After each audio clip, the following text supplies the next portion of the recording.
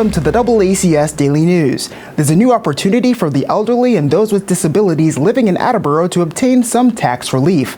The program is the Elderly and/or Disabled Taxation Aid Fund. DoubleACS spoke with members of the program committee to learn more about how it works. My name is Julie Hall. I'm a retired Air Force colonel, and I'm also a member of the Elderly and Disabled Taxation Aid Fund Committee. I know it's kind of a long name, but it's a wonderful program.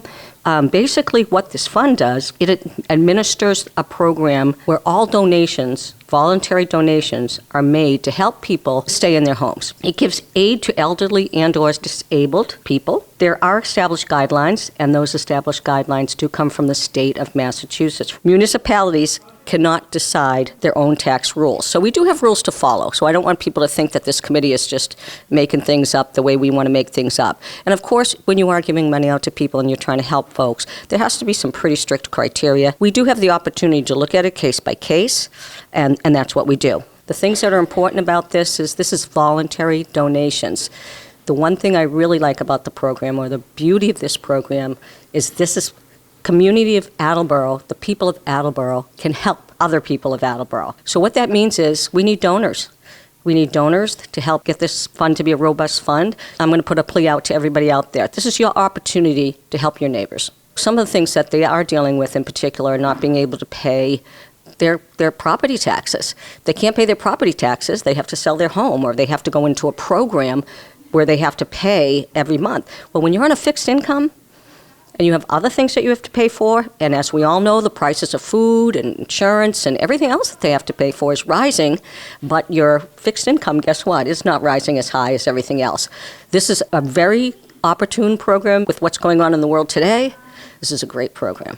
I'm Julie Hobson. I'm the Chief Assessor for the City of Attleboro. We'll be accepting applications at the Assessor's Office, and the committee has developed some eligibility criteria. Each year, the committee will review confidentially. That's important to note that any application that we receive, it's all confidential. We will be asking for some income and some other information, so it is important for people to know that it's completely confidential. We will be reviewing the criteria based on either elderly or disabled. So if you're either one of those, you could qualify.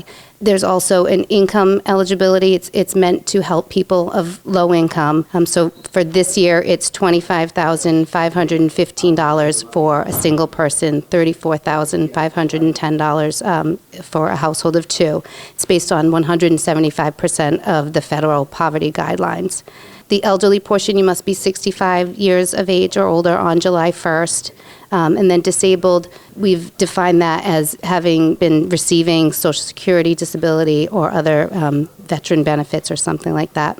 You must have also owned and occupied the real estate in Attleboro as your primary domicile for 5 years in order to qualify. Again, we'll be taking the applications in the assessor's office. We are more than happy to help anybody with the gathering of information, with the application process, and we're just hoping to reach the people that really need the help to stay in their homes. My name is Laura Gignac. I'm the Attleboro City Treasurer. The applications to apply for the Elderly and/or Disabled Taxation Aid can be found in the assessor's office. They're also located on our website under the assessor's page and the treasurer's page. We have some applications at the Council on Aging. You can get information through our social worker as well, the city social worker, that's located on the second floor at City Hall. The deadline is on October 29th. I find that there is an increasing population that has a need. There's a donation link on our page. You also will get a buck slip from the collector's office where you can do a donation, and that will come in your semi-annual bill. If you wanted to make a donation in person, we would gladly accept those in the treasurer's office, and or the collector's office would gladly accept those as well. You know, I think it's a great program. I hope people will utilize it. I know there's a great need out there, and I'd love to see applications come flowing in. Like I said, our deadline is October 29th, so I'd like to make sure that we have a good pool of applicants that really could use the assistance.